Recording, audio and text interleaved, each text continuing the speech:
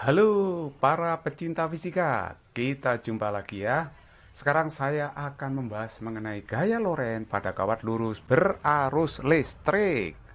Jadi kawatnya lurus ya, tidak bengkok, tidak berkelok-kelok, tapi lurus. Misalnya saya punya kawat lurus, panjangnya adalah L, berarus I. Katakanlah arusnya seperti ini. Dengan membentuk sudut theta terhadap arah medan magnet. Jadi medan magnet, bayangkan ini arahnya adalah ke kanan. Ini medan magnet yang homogen. Maka kawat ini pasti akan mendapat gaya Lorentz atau gaya magnet. Nah, gaya magnetnya kalau ditulis dalam bentuk vektor, itu seperti ini rumusnya. F vektor I L cross B. Jadi L itu adalah vektor panjang kawat, B itu vektor medan magnetnya. F jelas gaya Lorentz, I itu arus yang mengalir dalam kawat ya. Nah, nilai dari F-nya, dari cross product ini adalah yaitu I dikalikan nilai L dikalikan nilai B dikalikan sin theta. Tetapi saya balik aja boleh kan? Bil sin theta. Nah, ditulis seperti itu juga boleh supaya enak ngomongnya. Bil sin gitu ya. Oke, inilah rumus gaya Lorentz yang bekerja pada kawat berarus listrik. Celing. Nah, ini sudah saya kasih keterangan semua. F itu menyatakan gaya Lorentz atau gaya magnet satuannya Newton, itu arus yang satuannya ampere, arus yang mengalir dalam kawat ya atau pengantar. B itu medan magnetnya, satuannya tentu saja Tesla. Theta itu sudut antara vektor L dengan B-nya. Sudut antara L dengan B. Tetapi kita ingat bahwa arusnya itu selalu ikut L. Kan nggak mungkin arus itu amber ke sana kan nggak mungkin ya, mencolot ke situ kan nggak mungkin, pasti ikut L. Oleh sebab itu bolehlah sudut antara arus dengan B.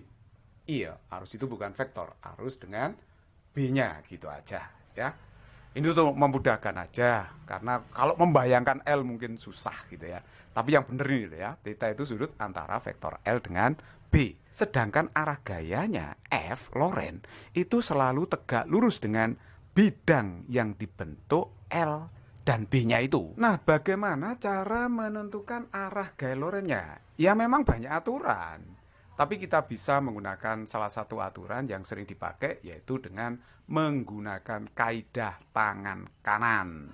Ya digambar aja tangan kanannya. Celing. Nah, ini sudah saya gambar ya. Kaidah tangan kanan itu seperti ini. Ini menggambarkan tangan kanan ya. Saya gambar tangan kanan seperti ini. Tangannya biasa aja begini. Ibu jari itu untuk menunjukkan arus, empat jari menunjukkan B-nya. Sedangkan arah telapak tangan itu menunjukkan arah gaya Lorentz-nya. Ya, ini sudah saya tulis ya, ibu jari menunjuk I. Apalannya gampang kan? Ibu jari. Kenapa menunjuk I? Karena dari kata ini, ibu jari, I. Nah, gitu. Kalau empat jari dengan satu jari banyak mana? Empat jari dengan satu jari. Empat jari dengan satu jari itu banyak empat jari. Makanya ini yang banyak menunjukkan B-nya. Banyak. Nah, menunjuk B ya. Kenapa telapak tangan digunakan untuk menunjuk F? Ngapalannya gampang ini. Ini kalau dibaca orang Arab jadinya apa? Telapak tangan. Nah, ya kan? Kalau orang Arab kan tidak mengenal apa P, pakai fa ya, telapak tangan. Wah, gitu ya, pakai F. Maksa ini, maksa itu ya.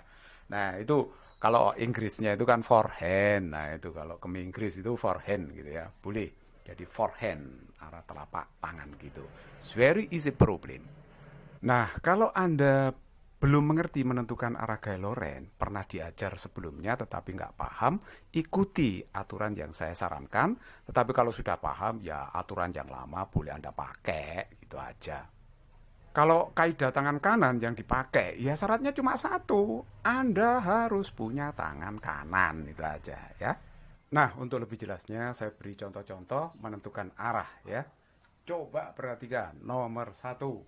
Nomor satu itu medan magnetnya menjauh kita tegak lurus bidang, sedangkan kawatnya berarus arahnya ke kanan. Gaya Lorentz-nya kemana? Kaidah tangan kanan. Empat jarinya menunjuk medannya, masuk ya, menusuk bidang. Empat jarinya, ibu jarinya menunjuk arus. Seperti ini ya. Nah, seperti itu. Jangan gini ya, ini ke atas induksinya. Salah. Jadi harus masuk bidang. Empat jarinya yang banyak masuk bidang tegak lurus, ibu jarinya menuju arus. Jadi arah telapak tangannya kemana ini? Arah telapak tangannya adalah ke atas. Telapak tangan ke atas. Jadi arah gaya lorennya itu adalah ke atas, tegak lurus kawat. Nah, seperti itu. Terus kemudian contoh yang nomor 2, ini B-nya keluar ya. Kalau keluar gimana ya? 4 jarinya berarti menuju Anda. Begini, menuju Anda, ibu jarinya menuju arus. Jadi kalau saya praktekkan nanti arah gaya lorennya, jadi seperti ini ya, berarti arah gaya lorennya adalah ke kanan. Nah, seperti itu ya. Tegak lurus kawat tuh ya. Nah, seperti itu. Nah, foto angel ya. Agak sulit mempraktekannya. Ya memang kalau belum pro ya dipraktekkan dengan menggunakan tangan kanan. Kalau sudah pro itu hanya membayangkan nanti ya. Yang nomor 3 itu I-nya ke utara. Oh, ada kawat, arusnya ke utara, ya, terus B-nya ke bawah, F-nya kemana gitu ya pada kawat. Kalau ada arah seperti itu, I-nya ke utara, B-nya ke bawah, ya kita gambar mata angin aja gampangannya. Mata angin, ingat waktu kita belajar pramuka di SD dulu ya. Coba lihat ini arah utara, selatan, barat, timur, gitu kan ya. Hati-hati kalau nggak tahu arah nggak bisa pulang nanti. Nah ini harus tahu ya arah mata angin. Loh bagaimana kalau menggambarkan atas dan bawah? Karena bawah itu kan selatan, atasnya itu utara. Loh kalau menggambar arah ke bawah ya pakai cross. Cross itu artinya menembus bidang, menembus tanah. Cross kalau dot itu ke atas, berarti keluar menjauhi tanah gitu tuh. Jadi kalau begitu lihat, I-nya ke utara, ya gini aja, I-nya ke utara digambar, I-nya ke utara, seperti itu. Terus B-nya ke bawah, ya berarti cross, kayak gitu. Terus kita praktekkan dengan kaidah tangan kanan. 4 jari menunjukkan B, masuk bidang. Arusnya ke atas, seperti itu. Berarti kalau begitu arah telapak tangannya kemana ini? Nah, arah telapak tangannya adalah ke kiri. Itulah arah gaya lorennya. Berarti jawaban untuk soal ini adalah F ke arah barat. Ya, karena arahnya ke kiri. Kiri itu barat ya. Gampang sekali. Terus kemudian bagaimana kalau I-nya dengan B sama arah dan sejajar? Nah, ini galornya kemana? Kita lihat dulu sudut antara I dengan B berapa. Ini 0. Ini sudutnya berapa tuh? Ini 180. Berlawanan ya. Jadi jangan memaksakan diri nanti 4 jari menunjuk B. Terus kemudian ibu jari menunjuk arus. Apakah pengen jempol Anda cuklek atau patah? Ya jangan sampai ya. Karena jempol cuma satu, kecuali kalau tangan Anda jempol semua ya.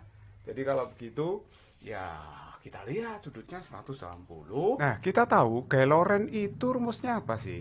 Kan B kali I kali L sin theta.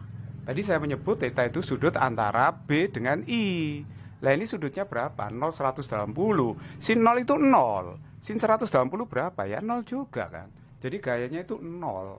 Jadi kalau begitu jika ada arus sejajar medan magnet, sejajar sama arah maupun sejajar berlawanan, gayanya pasti 0. Bisa disimpulkan bahwa jika B itu sejajar arus, maka gaya loren itu tidak ada, alias 0. Jadi belum tentu kawat berarus di dalam medan magnet itu mendapat gaya loren. Tergantung arah orientasi B terhadap I-nya. Kalau B sejajar I, gayanya tidak ada alias 0. Oke, contoh soal nomor 1. Ini ada kawat. Panjangnya memang belum ada di situ ya secara langsung. Terus kemudian dia diletakkan dalam medan magnet, yaitu sebesar 0,1 Tesla. Arus yang mengalir dalam kawat itu 5 ampere. Yang ditanyakan adalah gaya loren pada kawat dan arahnya. Kita bisa mencari panjang kawat kok ini karena ini 40 40 berarti panjang kawat itu merupakan panjang diagonal bujur sangkar itu.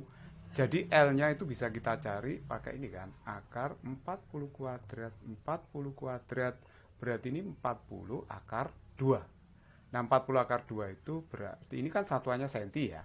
Jadi ini 4 akar 2 kali 10 pangkat min 1 meter. Arusnya itu dalam soal sudah diketahui yaitu 5 ampere, ya kan? Terus kemudian medan magnetnya sudah diketahui 0,1 Tesla. Tinggal arah antara vektor panjang kawat atau arah arus dengan arah medan magnetnya. Perhatikan ya. kalau kita lihat arah arusnya itu kemana sih? Arah arus itu ke sana. Sedangkan arah medan magnetnya masuk bidang. Jadi ke sana dengan masuk bidang, itu sudutnya berapa sih? Sudutnya berapa sudutnya? Ya. Jelas sudutnya ini 90 derajat. Sekali lagi ya, arusnya ke sana, medannya, wah ini pakai hitam aja. Lihat ini, arusnya miring ke atas, medannya masuk bidang tegak lurus. Seperti ini. Berarti arah arus dengan medan magnet itu 90 derajat. Nah, hati-hati nih ya. Berarti di sini B-nya itu tegak lurus I, ya, tegak lurus L. Jadi kalau begitu, tetanya ini jelas 90 derajat. Jadi, kalau begitu, kita bisa menghitung gaya Lorentz-nya langsung bil sin theta. B-nya kita masukkan aja 0,1, arusnya itu 5. L-nya itu 4 akar 2 kali 10 pangkat min 1. Terus kemudian sin tetanya. Sin tetanya itu berarti sin 90. Ini kan 1. Jadi kalau begitu dapatnya berapa ya ini ya? Ini kali itu 20. 20 dikalikan 20 kali 0,1 itu 2. Jadi hasilnya adalah 2 akar 2 kali 10 pangkat min 1 Newton. Nah, itulah jawabannya. Nah, untuk menentukan arah gaya Lorentz-nya, kita tentukan dengan kaidah tangan kanan. 4 jari menusuk bidang karena B-nya masuk. Ibu jari menunjuk arus seperti ini. Jadi kalau begitu, arah telapak tangannya itu adalah ke sana, miring ke atas. Jadi kalau begitu, jika saya gambar, gaya Lorentz-nya itu adalah tegak lurus kawat seperti ini. Nah, arahnya miring ke atas. Nomor 2, ini ada kawat mendatar sepanjang 50 meter terletak di atas tanah dilewati arus 2 ampere berarah ke timur. Medan magnet bumi sebesar 60 mikrotesla yang berarah ke utara mengenai kawat itu. Tentukan besar dan arah gaya Lorentz yang bekerja pada kawat tersebut. Jadi dalam soal ini yang diketahui panjang kawat 50 meter. Arusnya itu adalah 2 ampere. Dikenai medan magnet 60 mikrotesla. Mikro itu 10 pangkat min 6. Jadi ini 6 kali 10 pangkat min 5 Tesla. Nah, perhatikan arahnya. I-nya itu nanti ke arah mana itu? Timur ya. Timur. Sedangkan B-nya itu ke arah utara. Nah, sekarang kita disuruh menentukan besar dan arah gaya Lorentz. Gaya Lorentz-nya berapa? Arahnya kemana? Nah, kalau arahnya sekali lagi gampang menentukannya pakai kaidah tangan kanan tadi ya. Jadi gambar aja pakai arah mata angin. Nah, gini kan? Ini utara, terus kemudian selatan. Ini arah barat, itu timur. Nah, perhatikan arusnya arahnya ke timur. Jadi vektor panjang kawat ya ke timur arahnya. Gini ya. Arusnya ke timur, sedangkan B-nya arahnya ke utara, ke sana. Nah, oke, sekarang aturan tangan kanan. 4 jari menunjuk medan magnet, ibu jari menunjuk arusnya. Arah telapak tangan berarti menuju Anda. Itu berarti dot. Nah, itulah arah gaya Lorentz-nya. Kalau gambar mata angin, dot itu artinya kemana? Ke atas. Tadi sudah saya jelaskan ya. Kalau cross ke bawah, dot itu ke atas. Kalau gambar arah mata angin. Nah, sekarang itu arah sudah arahnya sudah ketemu. Sekarang kita mencari gaya Lorentz-nya pakai rumus ini. Bil sin theta. Arah I dengan B itu tegak lurus. Timur dengan utara itu kan tegak lurus. Jadi B tegak lurus I sehingga sebenarnya tegak lurus vektor L ya, bukan I. Jadi kalau begitu ini tetanya adalah 90 derajat. Ingat, itu selalu ikut L. Jadi B tegak lurus I berarti B tegak lurus L. Jadi kalau begitu B 6 kali 10 pangkat min 5, I-nya itu 2. Nah, sedangkan L-nya itu adalah 50. Sin-nya berapa? Ya sin 90, 1. Jadi kalau begitu ini dapatnya berapa ya? Ini 100. Berarti 6 kali 10 pangkat min 3. Satuannya adalah Newton. Atau boleh ditulis 6 mili Newton. Begitu, it's very easy. Nomor 3. Panjang kawat dalam ruang dinyatakan dalam vektor posisi L 2I plus 3J plus K, di mana IJK itu adalah vektor satuan. Dalam meter itu ya, kawat itu berarus 1 ampere dan dikenai medan magnet mungkin BI plus 2K Tesla. Hitung besar gaya Lorentz yang bekerja pada kawat. Nah, sekarang perhatikan baik-baik. L-nya itu, vektor L-nya saya tulis gini aja. Jadi 2,3,1 dalam bentuk vektor baris. Terus kemudian B-nya itu saya tulis yaitu 1, 0, 2. Seperti itu. Ini J-nya nggak ada ya, jadi 0. Arusnya sudah ada yaitu 1 ampere. Nah, untuk menentukan besar gaya Lorentz-nya ya, kita cari dulu vektor gayanya. Vektor gaya itu I, L cross dengan B. Cross 2 vektor, itu gampang mencarinya, yaitu memakai determinan metrik. Nah, seperti ini. Seret, metrik urdu 3 ya, determinannya berapa. L-nya yang didahulukan, 2, 3, 1, baru B-nya, 1, 0, 2. Nah, ini saya pakai tanda positif, negatif, positif. Saya tidak menambah 2 kolom lagi di situ, tapi saya pakai ini aja. Caranya adalah menentukan metrik urdu 3 itu adalah I harus dikalikan berapa ini? I topi ya, I vektor satuan. Dikalikan dengan berapa? Dikalikan dengan, jadi kalau saya tutup kolom I, itu terlihat metrik 3, 1, 0, 2. Determinannya adalah perkalian diagonal utama dikurangi perkalian diagonal yang kedua. Jadi 6 dikurangi 0. Jadi 6 dikurangi 0 itu adalah saya tulis 6. Terus kemudian J-nya itu negatif di situ ya. Negatif. Terus kemudian kolom J-nya itu ditutup.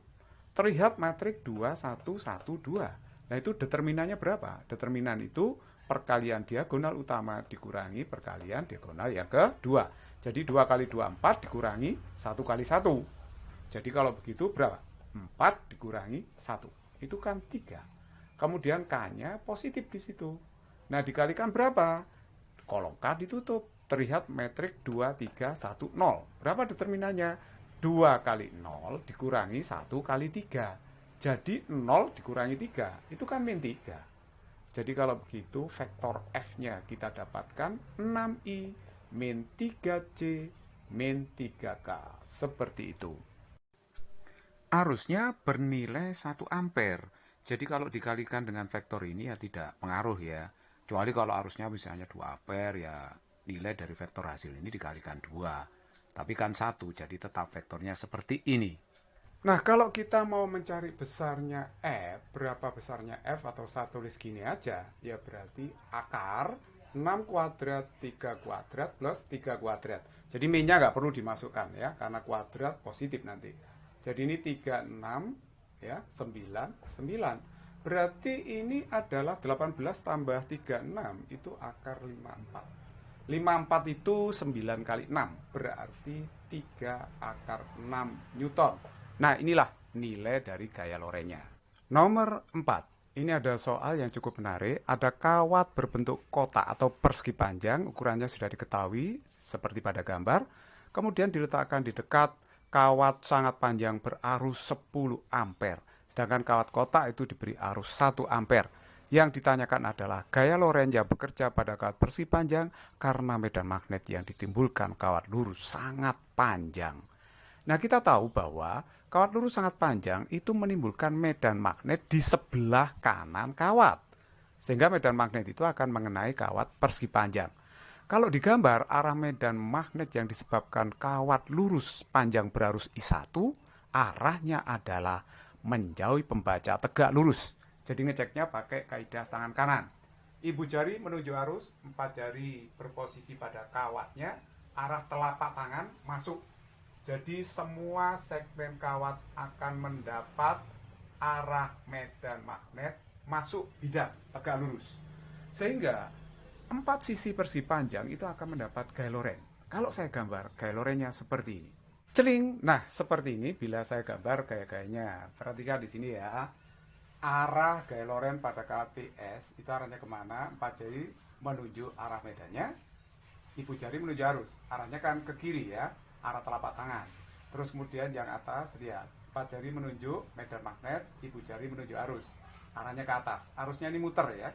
Terus kemudian di sini perhatikan, ini arusnya ke bawah begini. 4 jarinya masuk. Jadi arah gaya lorenya arah telapak tangan ke kanan. Terus yang ini, ayo, 4 jari masuk. Nah, sedangkan arah arusnya akan ke sana, ke kiri. Arah gaya lorenya arah telapak tangan ke bawah, begitu. Jadi kalau begitu, semua gaya loren ini keluar dari kotak itu ya. Nah, sekarang perhatikan baik-baik. Gaya loren yang terjadi pada kawat PG dengan gaya loren yang terjadi pada kawat RS itu sama besarnya. Kenapa demikian? Karena secara rata-rata kawat PG dengan kawat RS itu akan mendapatkan medan magnet yang sama besarnya. Medannya sama besar, terus kemudian arusnya sama, panjangnya sama, ya gaya lorennya sama pasti. Sehingga gaya FPG, FRS itu bisa saling menghilangkan. Jadi FPG nanti sama dengan FRS. Nah, ini saling menghilangkan. Jadi nanti resultannya nggak ada yang ke arah vertikal itu ya. Saling menghilangkan dia. Jadi tidak usah dipikirkan ini. Sekarang kita akan memikirkan gaya-gaya yang ini, horizontal ini ya. FPS dengan FGR. Itu bisa kita hitung masing-masing. Kalau FPS itu kan rumusnya apa sih? Kan BIL, sin theta. Tapi ingat, sudut antara panjang kawat atau arus dengan B itu kan 90 derajat kan itu ya. Karena 90 derajat berarti tetanya itu 90. Sin 90 itu 1. Jadi bil sin theta sin 91. Nggak usah ditulis. Jadi nanti FPS itu B-nya BPS, arusnya yang mengalir ya pada PS itu, yaitu I2 yang mengalir, L-nya adalah LPS. Nah, BPS, induksi magnet pada jarak A dari kawat 1, itu kan bisa dihitung μ0 I1 per 2 pi A dikalikan I2 dikalikan LPS. Jadi ini 4pi kali 10 pangkat min 7, arusnya I1 10, dibagi 2pi, A-nya itu 2 cm ya, 2 cm dimeterkan, 2 kali 10 pangkat min 2 meter, I2-nya itu 1, LPS-nya itu berapa?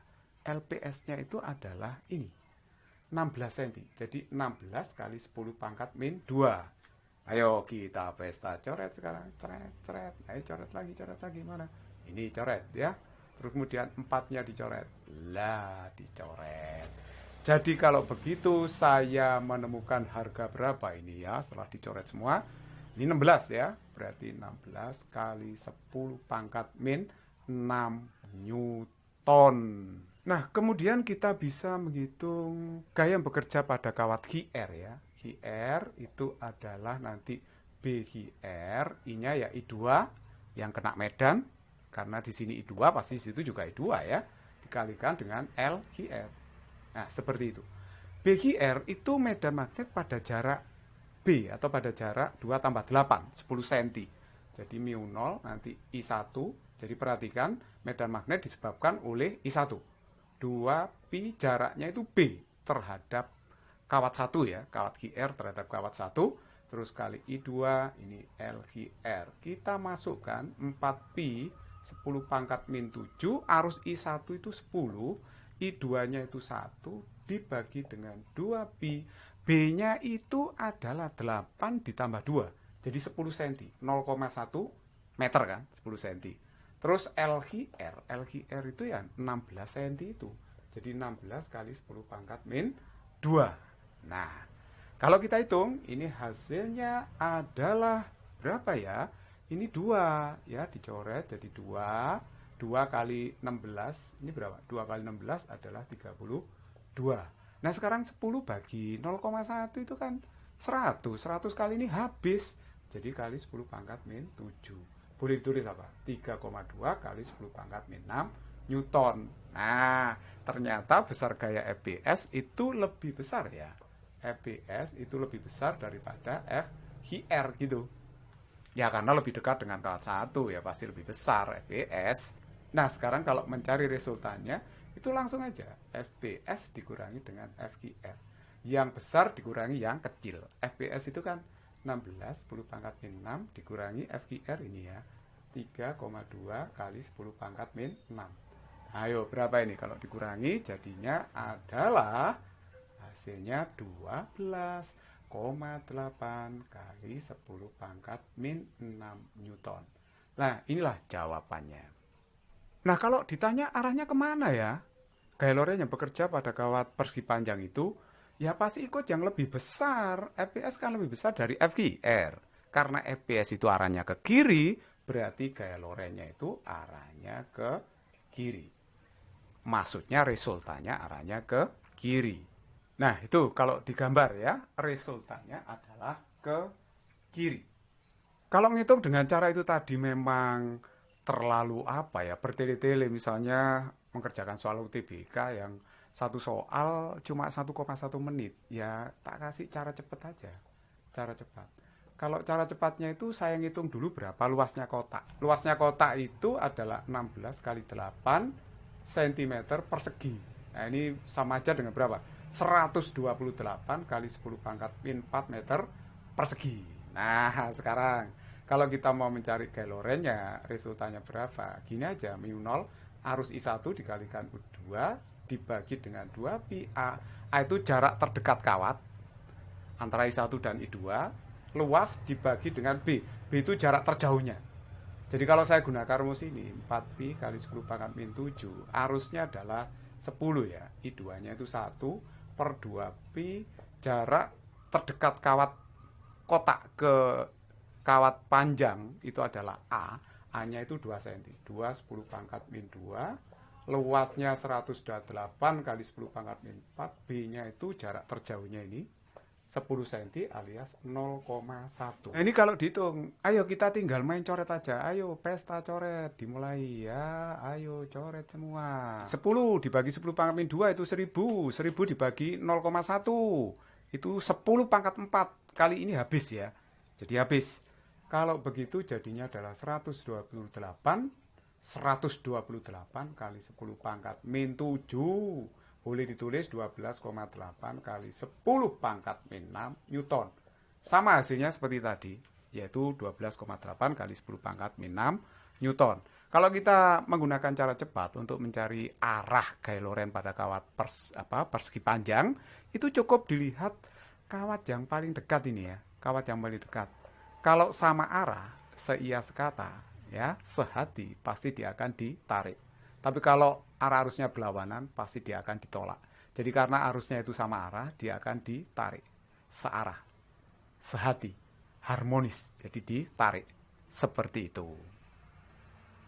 Jadi kalau ditarik, jelas arahnya kan ke kiri ya, resultan gaya lorennya. Seperti itu.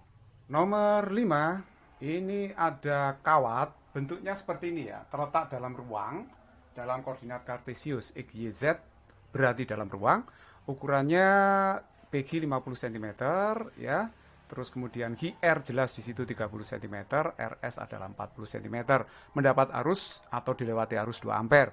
Yang ditanyakan adalah gaya loren pada kawat PG. Kalau dikenai medan magnet, arahnya seperti pada gambar. Ini medan magnetnya adalah homogen sebesar 0,1 Tesla. Bagaimana caranya? Ini gampang banget. Untuk menjawab pertanyaan A, kita tahu ini medan magnet begini ya. Berarti kalau begitu dia tegak lurus dengan kawat ini. Tegak lurus dengan kawat. Jadi B itu vektor B-nya tegak lurus dengan vektor panjang kawat. Berarti tegak lurus I ya.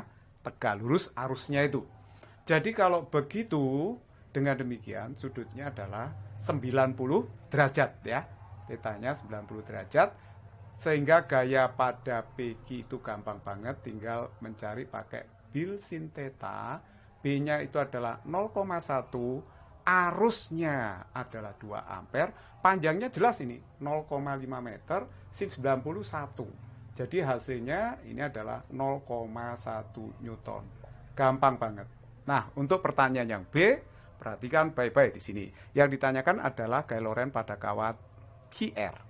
Pada kawat QR itu bisa kita ambil sudut lancipnya ini, sudut antara panjang kawat dengan arah medannya. Sebenarnya panjang kawatnya arahnya ke sana ya, vektornya, medannya ke situ. Kita kalau ngambil sudut lancipnya boleh, sudut tumpul boleh, karena sin lancip sama dengan sin tumpul. Artinya sin lancip itu pelurusnya tumpulnya. Jadi kalau begitu, kalau kita ambil sudut cepitan antara B dengan QR yang lancip ini, maka kita bisa menghitung nilai sinnya nanti. Sehingga Gaya loren pada kawat QR juga bernilai bil sin, tapi sudutnya sambil alfa. Jadi tetanya itu alfa ya. Jadi B-nya itu jelas 0,1.